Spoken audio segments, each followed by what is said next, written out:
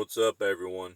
I'm Operation Poor, and today we're talking about something that every warfighter, guerrilla, or prepared citizen needs to take deadly serious: your body. So, a quick background on me: I am an internationally certified personal trainer who's been studying and practicing sports science for over 10 years. While I don't have a official degree from a college, it was my life's work. I started a fitness business. Um, and like I said, I have multiple certificates, ISA, NASM, all that crap. So that means I've studied strength, conditioning, biomechanics, injury preventions, hormones, and performance under stress, but not just in a clean, climate controlled gym. My focus is how the human body performs when it's tired, dirty, wet, hungry, and carrying a mission load. Because here's the cold truth: you can have the best rifle, the best optics, the best gear, but if you can't run, you can't climb, you can't carry, or fight under stress, you are a liability to yourself and your team. Today, we're breaking down exactly what exercises make you more lethal in the field, and I'll let you know why each one matters, how to train it, and I'll give you real world scenarios, some pulled from history, so you see the direct connection between your training and surviving in combat.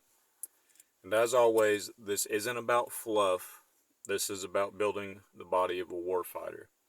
I'm not going to include anything in this skeletonized program that does not directly affect your ability to fight in a guerrilla conflict or a war.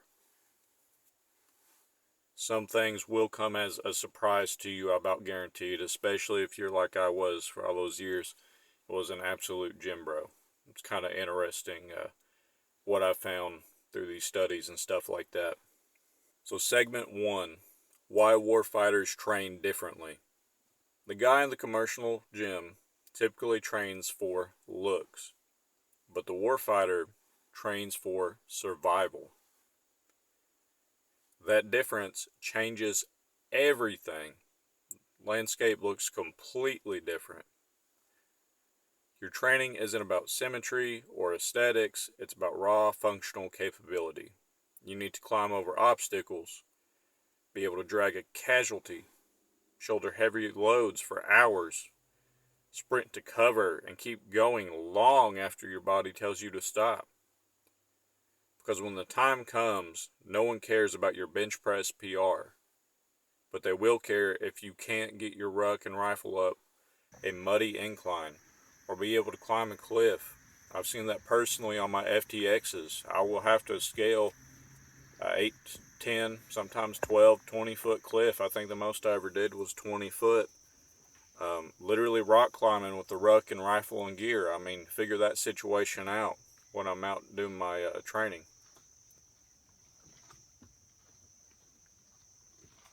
So every single exercise in your program should answer one question: will this make me deadlier, faster, stronger, or harder to kill? If the answer is no, it's fluff. Cut it out.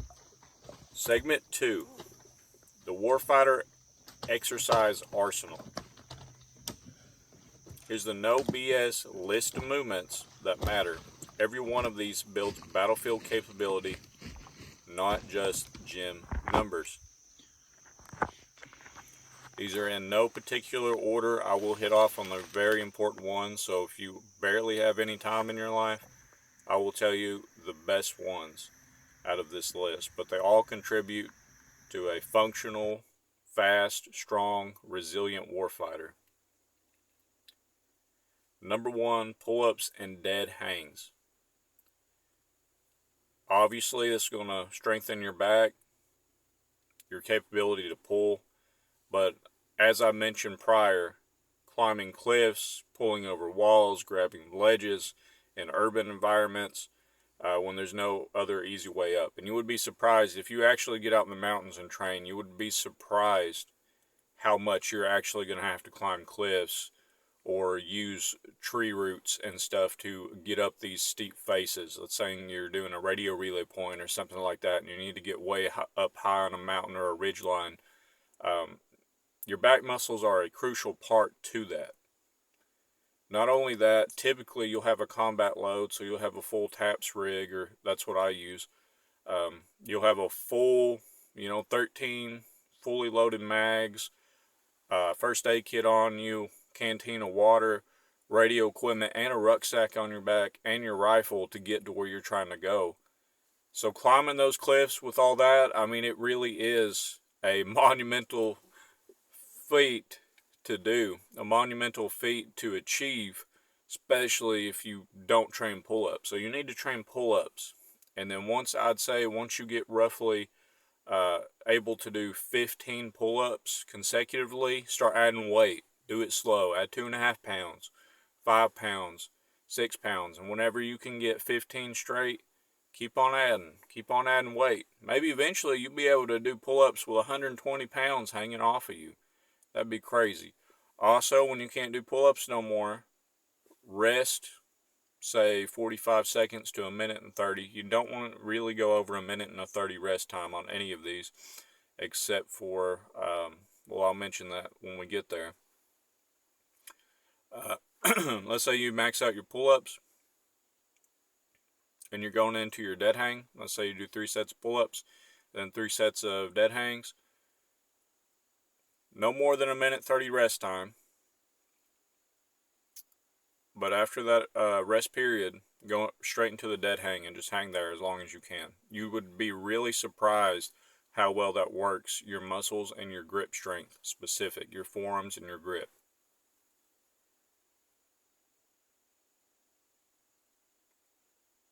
So a scenario would be you're pinned in a ravine. The only way to flank without being spotted is scaling a 10-foot rock face in full kit. This uses your lats, grip, and biceps, and they make the difference between getting up or getting stuck. This is real world stuff, guys. Number 2, farmer carries. This is a staple for a warfighter.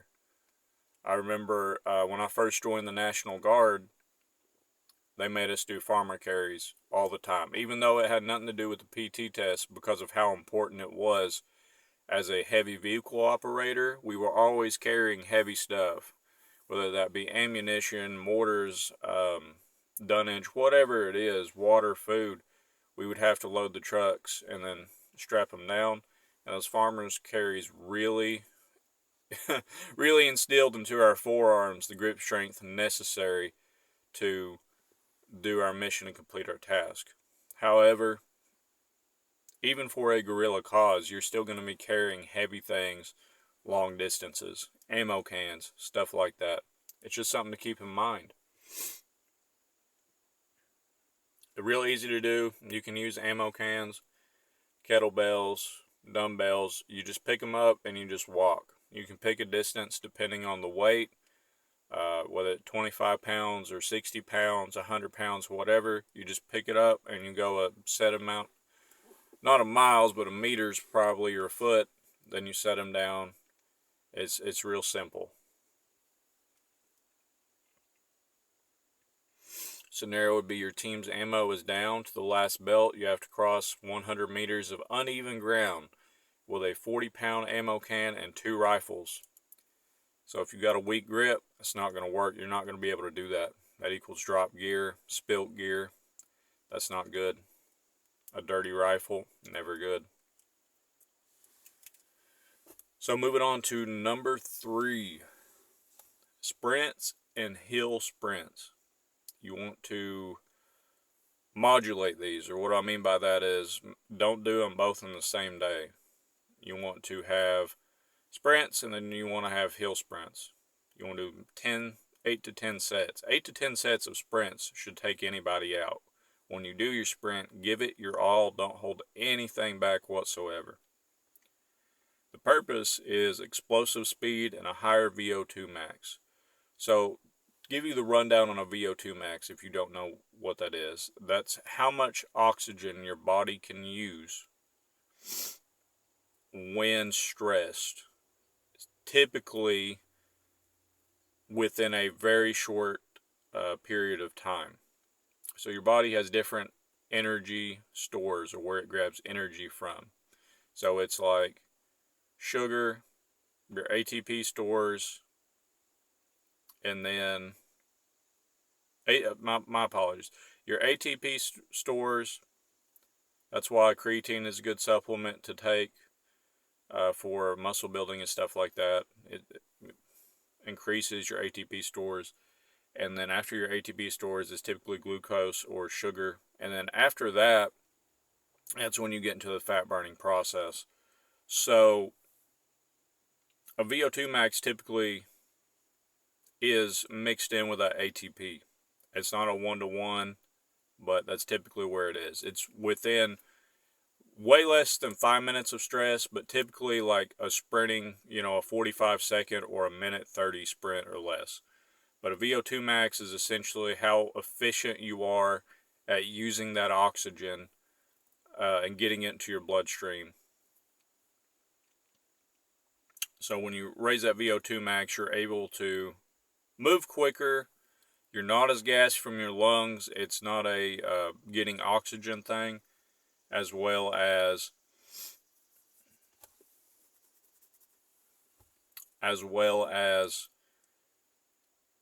it doesn't hinder you when it comes to your lungs, essentially. So after the VO2 max, allows you to quickly move to cover, which is very important. It's short, brutal intervals. The short, brutal intervals mimic the chaos of combat. So a scenario, a drone spots you and you got to run to the wood line. Drones are a real thing, even guerrilla war nowadays. Drones are a thing on the battlefield. You can buy a drone for like $100 with a 1080p camera now and a decent range on it. About 160 really, but still a decent range on it, and you can get a bird's eye view, which changes the game, completely changes the game. Sprints are important. Moving to cover, shooting, moving, and communicating, which is the foundations of a firefight, relies on sprinting and bounding to cover.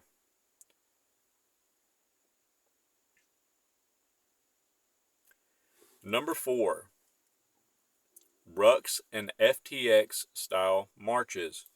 Now when I say FTX, that means field training exercise. This is technically two different things.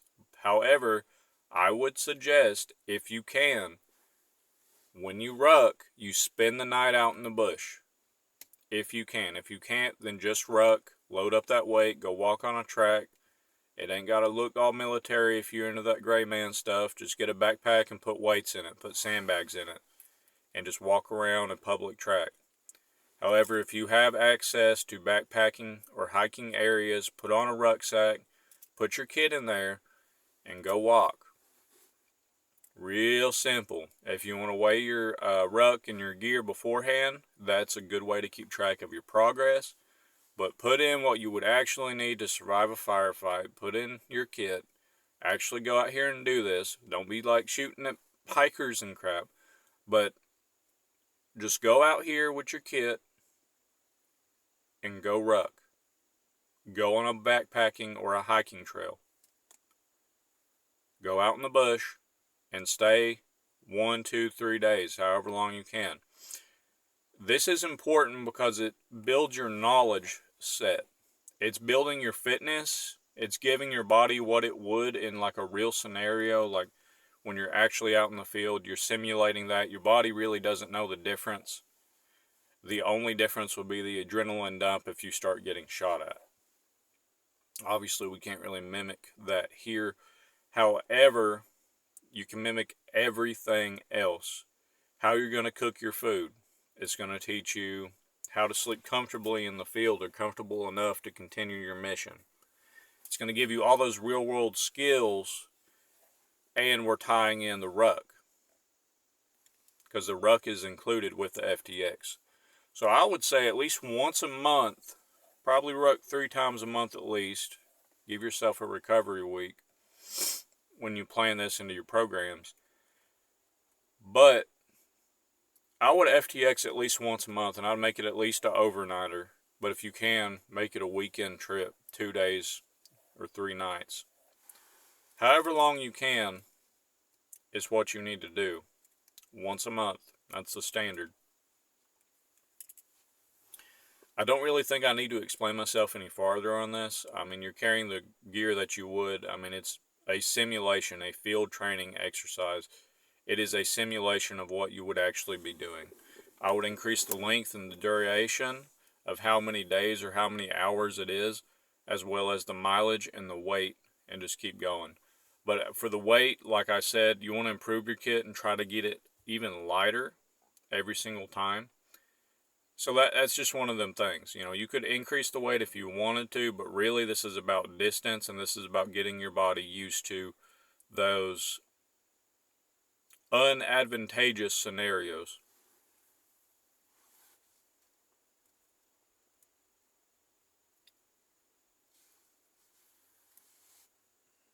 Number 5, heavy barbell squats. The first real powerlifting-esque, strength-esque exercise on this list. The purpose is to build the foundation of lower body power. Strong legs carry you uphill, absorb shock when jumping down, and keep you fast under load. So the simple fact is, with heavy loaded exercises like the squat, the deadlift, bench press, overhead press, stuff like that, you want to keep it low reps. I'm talking 5 or less reps. Some people do a 5x5, but I would even say that for our purpose, a 5x5 is too much. Do a 4x3 at roughly 80 to 85% of your 1 rep max. Or I like to do, I'll do 5 sets. I'll do a 5 rep warm up. Then I'll do 4 reps, added weight, 3 reps, add weight, 2 reps, and then I do 90% of my 1 rep max. Depending on the day, sometimes it goes smoothly, sometimes I fail it, to be honest with you. But do that about once or twice a week. You want it heavy. You have to go get your 1 rep max to understand this. And what this is just building everything. This is building your base. This is a very important exercise. Everything else here is more about the conditioning, as in a cardio sense, or a really specific movement. However, this right here is solely to build strength. This is a strength exercise. Don't be doing 100 reps of squat. No. You want to do as heavy as you can, 5 reps, heavy as you can, 4 reps, heavy as you can, 3 reps, 2 reps, 1 rep. As simple as that. We want pure strength from this and the training that we are doing. We do not want any fluff whatsoever. So, barbell squat. Make it heavy.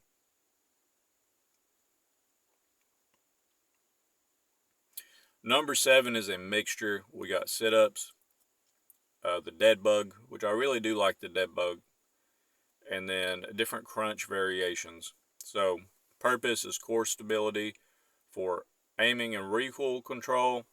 However, side bends would also be a very good and necessary exercise. So, it's essentially an ab workout. Thankfully, our core is decently simple. They are, you got your upper, your middle, and your lower. Left and right abdominal muscles, and your obliques and stuff like that. However, most of the time you can just hit them. Like a crunch hits upper and some middle, and then leg lifts hit the lower. You know what I'm saying? It's not hard to work out your abs. Sit-ups, crunches, side bends. So you move the plane. So we go from a horizontal plane to a vertical plane. That is important because that works all your stability. And what a side bend is, if you don't know, you just grab a dumbbell on one side of your body, and then you want to stand straight up, and then you just want to bend real slow. Like if you've never done it before, don't use a ton of weight. You just want to bend without moving your hips. You're solely moving your upper body. Think of, let's say you're going right. You're holding the dumbbell in your right hand. So you want to go down, try to touch your toe, but you can only go right. You can only move your shoulder down. You're not bending down at the hips forward. You're going to the side. You want to get as low as you comfortably can. A little burn's okay. A snap is not. You want to bring it down and then come back up. And when you come back up, you want to go all the way down on the left side and then back and forth, back and forth. And then you want to switch hands however many reps you decide. Now this is a stability maker right there. You want to use moderate weight. You don't want to use anything super heavy, but you don't want to use anything you could do 100 reps of.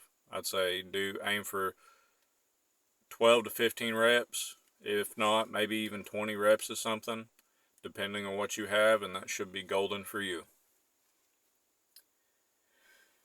Sit-ups, crunches, those are very self-explanatory. It'll help you also get up. So let's say that you get laid out in a gunfight. You have to dive for cover or get on your back for cover so you can aim between your legs. It is a very important skill to have, being able to shoot between your legs in a compromised position like that. You're going to have a strong core to hold you up, mitigate the recoil of the rifle, have control of the rifle, and be able to shoot like that between your legs. So, number 8, overhead shoulder press. This is the other one that we need to work on power as well as strength. Kind of like the barbell squat, but this is really, we're trying to go as heavy as we can here. I would also recommend 5 reps, as heavy as you can, 4 reps, 3 reps, 2 reps, 1 rep, or if you just want to do, let's say, 4 sets of 3, 3 reps as heavy, 3 reps as heavy as you can go, 4 times. You want to give yourself a decent amount.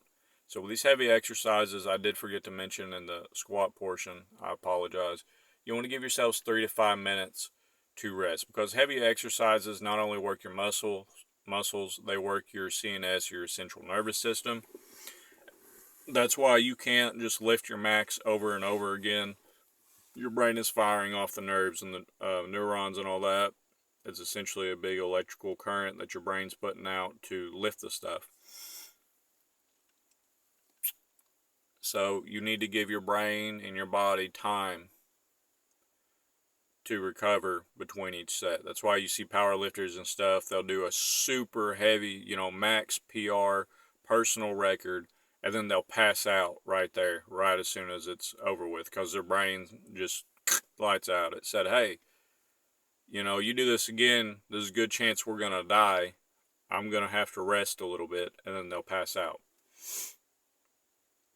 Which is crazy. I'm sure you've seen that on Facebook, and I'd say a lot of people, or YouTubers somewhere, I'd say a lot of people didn't really understand the mechanics of what that is, but that's just your brain saying, hey, that electrical current was like super strong, let's take a chill pill.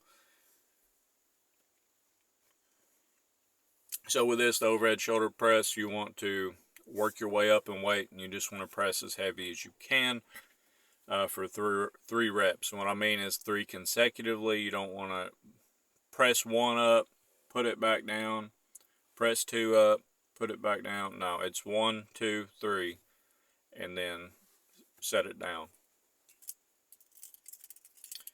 This is good for helping buddies over obstacles and cliffs, stuff like that, handing up heavy gear, throwing people over walls. I mean, pressing, it's good for tackling power as well. If you ever played football, they do a lot of these. It's good for a lot of stuff. It definitely, if you want to add a clean variation and press it above your head like that, like a power clean, that definitely would be a good option because it builds explosiveness. But it's whatever variation of the overhead press that you want to do.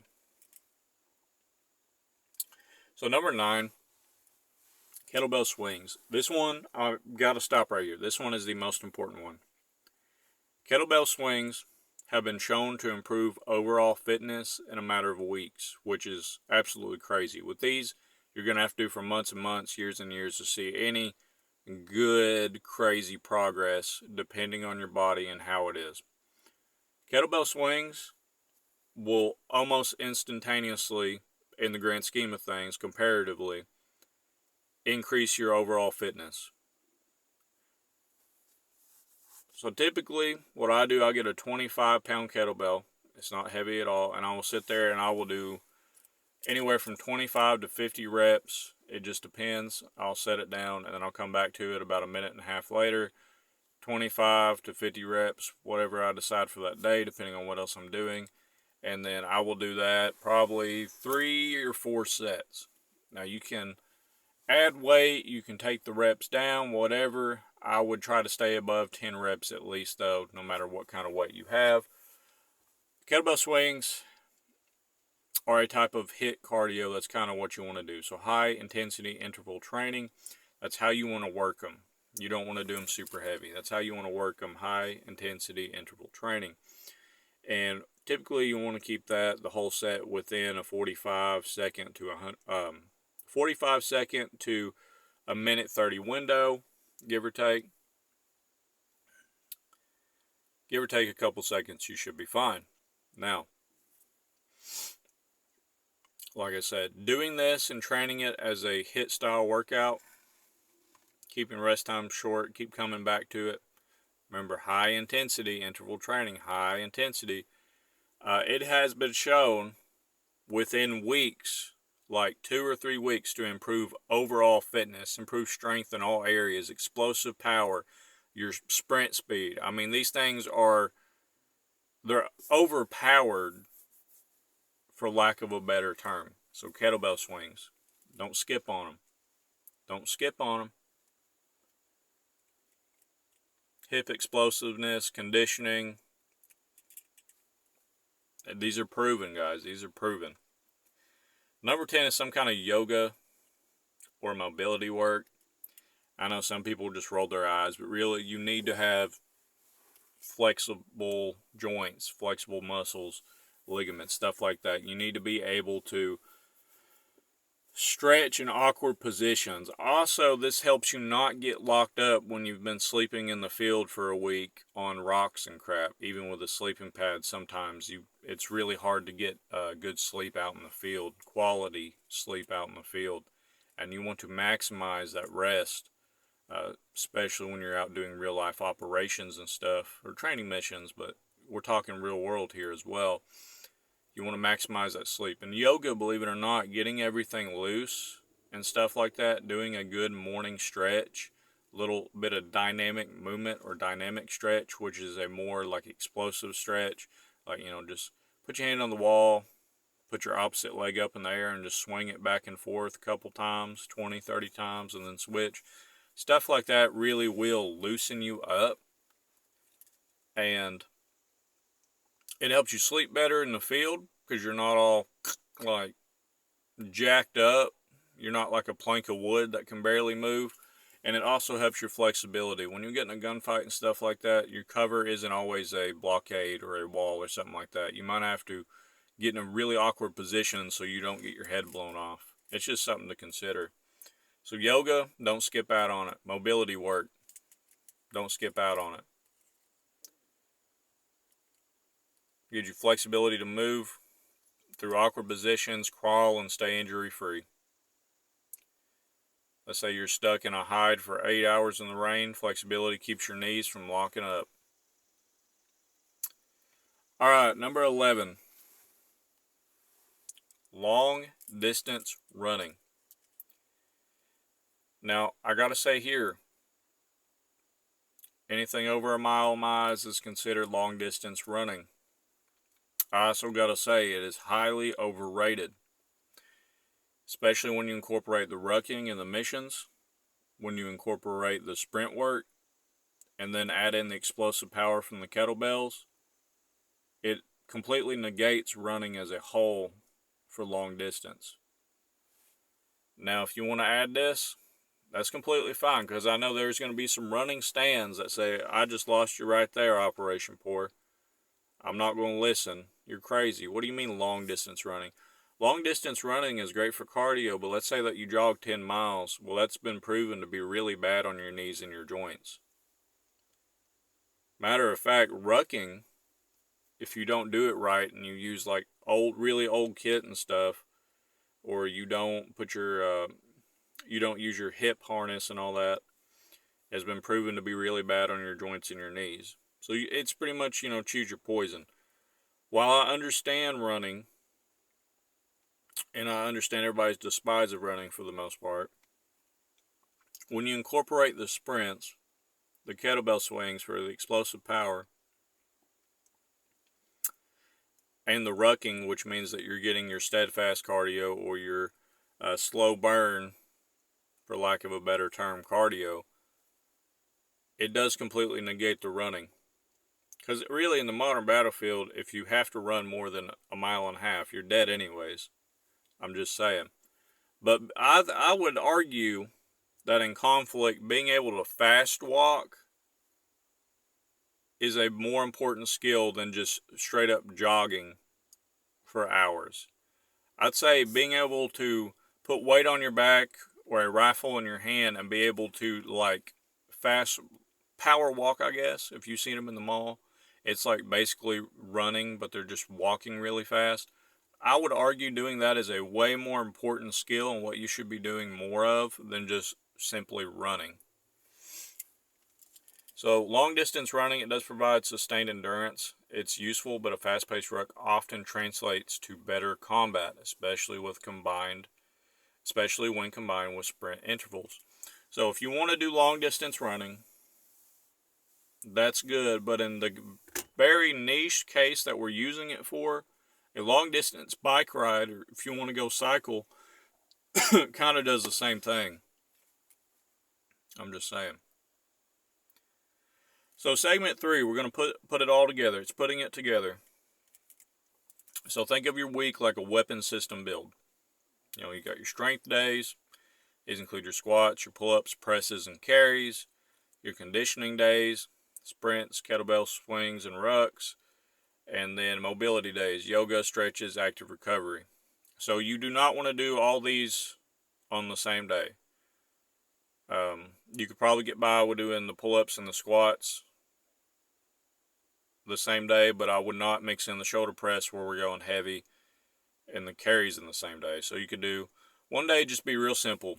Do squats, pull-ups.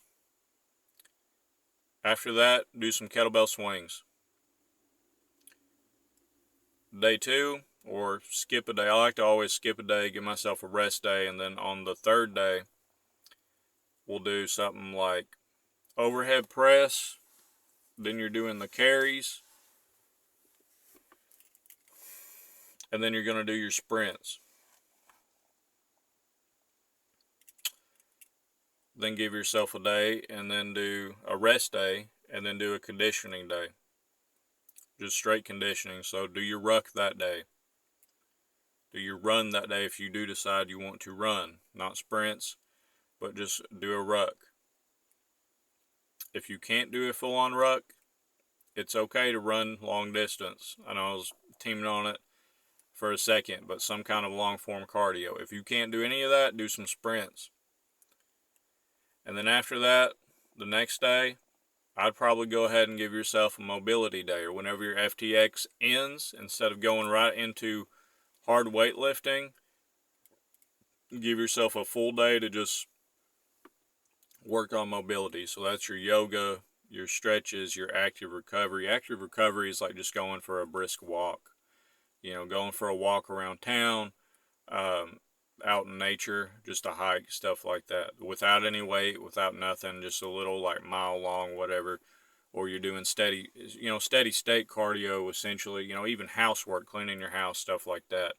That gets blood back into the muscle fibers, and it helps repair it if you're taking your vitamins. If you're, eating your protein and taking your vitamins, it helps revitalize and rejuvenate what is already there. Believe it or not, people don't want to get up because they're sore, but really getting up and moving does help it because it gets more blood flow to the area and it helps you recover.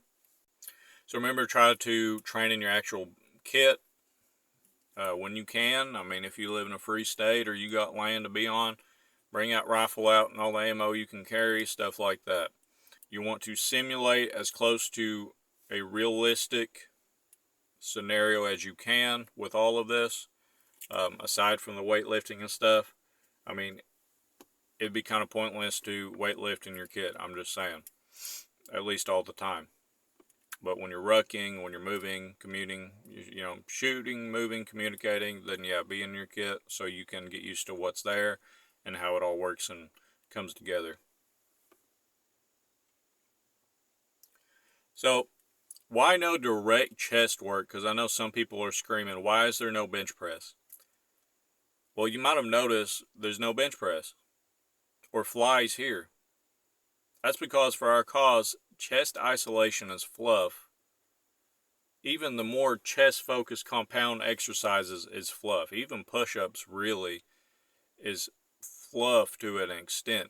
We're getting everything pushing wise out of the overhead press and maximizing that with heavy loads. That directly translates to pushing yourself up off the ground. Maybe not a one-to-one complete, but if you can overhead press 220 pounds and you weigh 160, then you're going to be able, I know that's a crazy number, but like, if you can, okay, here, let's make it more realistic. You weigh 160 and you can overhead press 180, which is still a crazy number. A very good number. You're going to be able to do a bunch of push-ups with a ruck on you with weight. That's just how it is. It directly translates it to it. If you disagree on that, let me know, but it directly translates to it. Also with push-ups, you're not going to be constantly relying on solely your chest to push you up. You can go back on your knees in real life. You can roll over and get up that way. If you need to push up and go really fast and sprint to cover, you're doing it once every time you move. One time. It's not a up, down, up, down, up, down, up, down, up, down, up, down, 30, 40, 50, 60, 80, 100 times. It's up once and get the hell out of there. So that's why I didn't include any push-ups or bench press or anything. The overhead press provides us with what we need in pushing. Power, also the kettlebell swings and the heavy squats, gives us the explosive power to do stuff like tackles, hand-to-hand, stuff like that. Chest is, I mean, it looks good. It's a beach muscle. It looks great. But the simple fact is, guys, it doesn't really translate to anything on the battlefield, especially when we generalize stuff, because we have to generalize stuff. We could argue all day about what's the best here, what's the best there. So, ladies and gentlemen, I also wanted to add in here some honorable mentions. Now, we're talking bench press, which we already went over, as well as deadlifts. Now, deadlifts are kind of known as the king of exercise. That's why powerlifters, they'll typically do squat, bench, deadlift. So we're missing two out of the trinity right there of the king, queen, and I guess prince of exercises. But we need to really look into what we're trying to do. We're not trying to just compete in powerlifting. We're trying to maximize our performance in a warfare or wartime type setting. Finding a balance between heavy lifting and cardio and endurance is key here. That means that in a typical powerlifting split or really heavy strength work like 5x5s or pyramid scheme workout programs, it is really taxing on the body.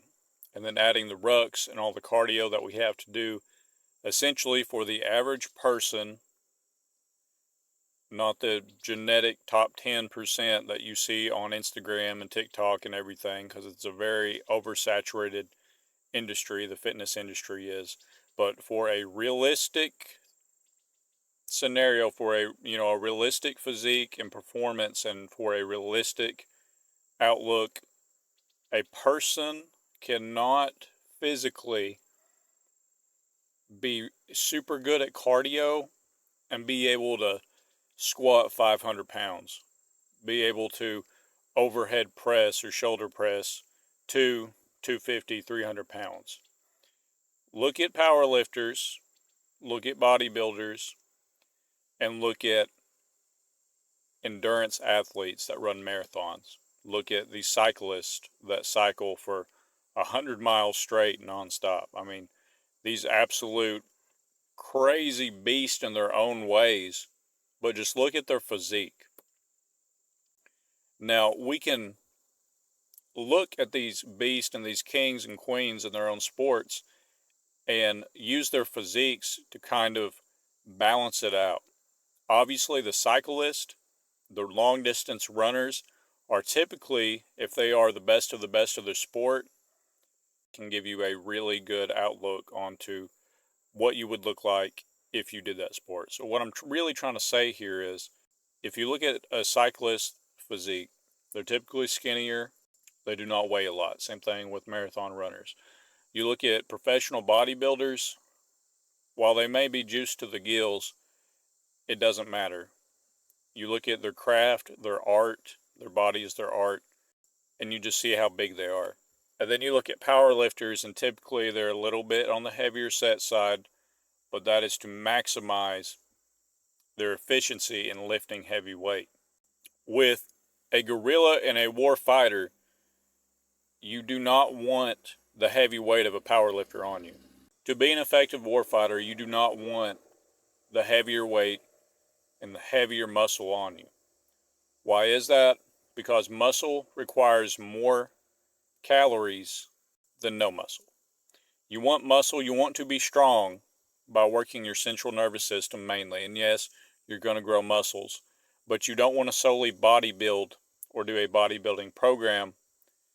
Remember, we're not trying to look good here. We're trying to perform.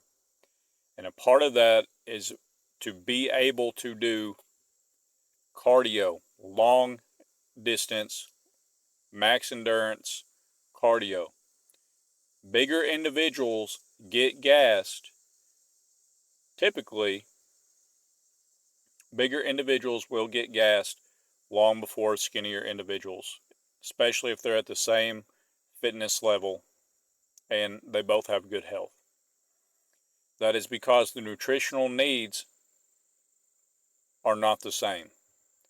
A bodybuilder with a bunch of mass needs to eat 3,000-4,000 calories a day. You put him in a field setting where he's expending all this energy, where he's so big, that's going to be like a multiplier. All that muscle mass is just going to be a multiplier for how much he needs to eat.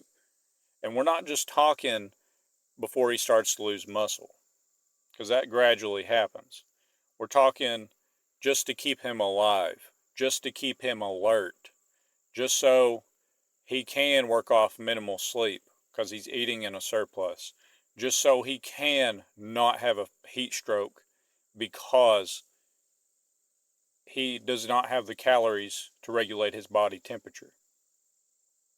This is real stuff. If you are big and you're muscular and you're over 200 pounds, I used to weigh, back when I bodybuild, because remember, this was a big part of my life, I was like, the heaviest I got was 215, which for 6'2" isn't crazy, but most of it, there was a little bit of fat, but most of it was lean. And I was benching some weight. I mean, I was throwing it all around. But then I really just sat down and thought about it. I'm like, this isn't really what I want to do. And I shifted my personal whole focus to the gorilla mindset and stuff like that. Now, personally, I need to have integrity here. I need to be better about the weightlifting portion. I've been doing FTXs and stuff, and like I said, personally, I've been skipping out on the weightlifting. I'm going to get back into it. By the time you see this video, I'm going to post a physique update or something to show you how far I've gone, because I'm recording this in August. It's probably going to get released September, October. So I'm going to keep you guys posted on that. This right here is to hold me accountable. Like I said, I need to add in there are a bunch of honorable mentions. You know, the deadlift, bench press, all kinds of wonky other exercises. But the simple fact is, this list will get you good. If you wanted to add in other stuff, if there's water in your area, work it to your area. If there's water in your area, probably add in swimming. That's a real world skill that you can practice, and it's not that hard to go find somewhere to swim, whether that be a river, a stream, a lake. Be careful about all laws, you know my spiel, but that is something to add in there. Another thing I know I'm going to catch flack on is I said you don't necessarily have to run that much, and that is true because in combat and modern conflicts, you're going to be carrying weight in your kit. You're not necessarily going to be running unless you're sprinting and bounding, which we have that covered with the sprints. If you have to run more than a mile in a modern conflict, you are dead. Between the drones, the artillery, the frontline infantry, the hide sites, the snipers, all that crap that's going on in the battlefield, you are dead. If you have to retreat and run more than a mile, honestly, it's more than half a mile, but we're going to just we're going to be lax, say more than a mile, you're going to die. Yes, long distance running builds your cardio, but we're doing that with the ruck. We're doing that with the weight. We're getting used to the weight of the kit, weight of the rifle, utilizing the ruck. We are boosting our VO2 max and our lung capacity with the sprints. And then we're also focusing on the heavy stuff, building up our nervous system, building a little bit of muscle mass, but nothing crazy, with the squat and the overhead press. As your pushing power, add your foundation, build your foundation in your legs. If you guys have any suggestions, I would like to hear your experience, your knowledge. This is subject to change.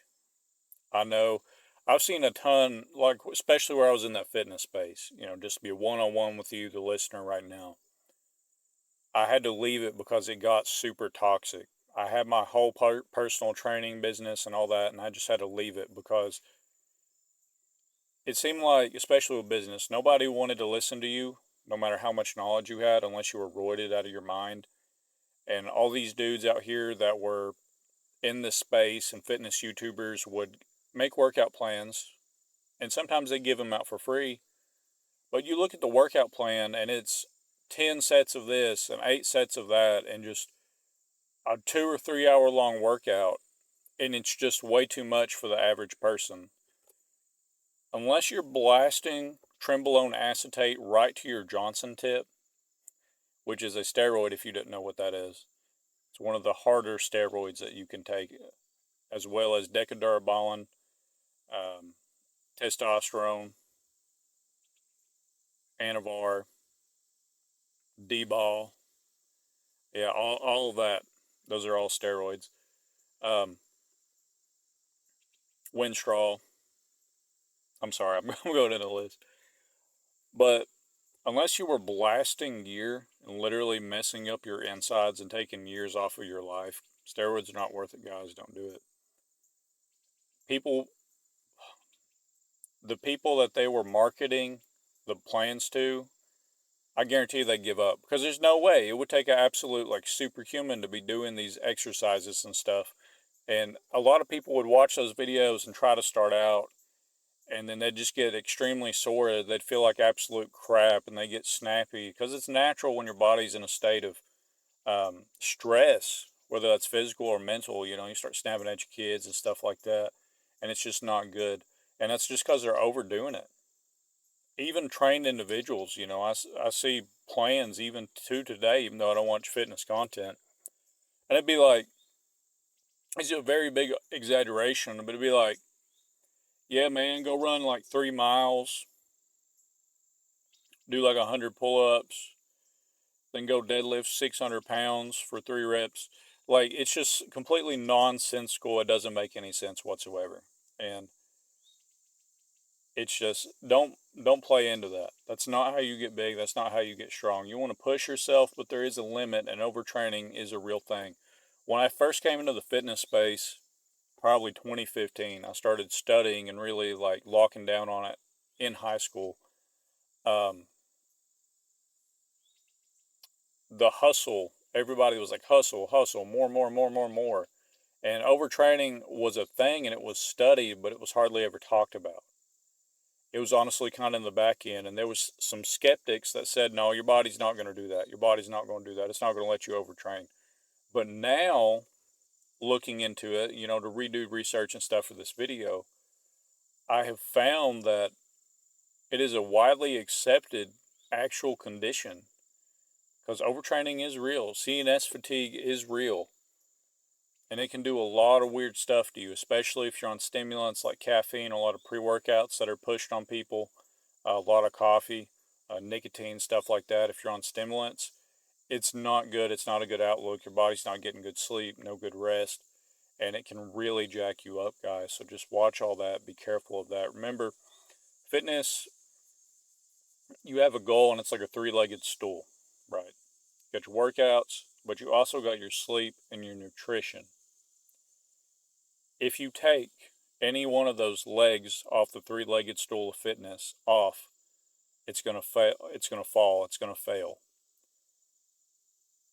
That's how it was taught to me. But you have to have your sleep right, your nutrition, and your workout locked in to maximize your results. And also depending on if you have a disability, if you have diabetes, if you have high blood pressure, all this stuff goes into affecting what workout would be best for you. Typically, and with this video, what I had to do was generalize everything in the movements to fit what would work and what would give you the best performance for what we're trying to do. So to run down that list one more time before we wrap all this up, this is what we got. Pull-ups and dead hangs, farmer carries, hill sprints and sprints, rucks, and if you can, do a FTX along with it, so like an overnight stay, 2-3 night stay, whatever you can do. Heavy barbell squats, weighted glute bridges, going to build up your posterior chain and your hip drive.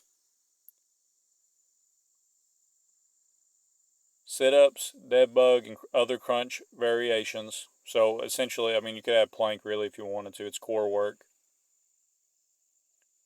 Overhead shoulder press. You can use dumbbells if you want, but barbell is typically a little bit better. You can also do a power clean if you would prefer the explosive power that gives you instead of just a straight overhead press. We're not going to keep strict form on this. I didn't mention this earlier. With overhead press, you're not going to keep strict form. You're just going to try to sling that weight above your head. Just don't get hurt and don't ego lift. If you have to use leg drive a little bit, that is okay. Just be careful. Kettlebell swings. Remember, it ups your fitness in all areas. It is a very overpowered exercise. Some kind of yoga or mobility work. And then for the little bit of outlier, long distance running. That is to supplement if you can't do your ruck or something like that. If that is like the last of the last. It's long distance running, but as I said before, you could do stationary bike, cycle, something like that. Just something you could do for an hour, 2 hours, keep up a good pace. Elliptical, just whatever you can do the best of your ability.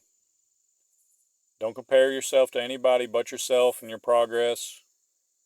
Be knowledgeable about your body. Like I said, if you have any health conditions, if you're allergic to any foods, pay attention to what you're eating.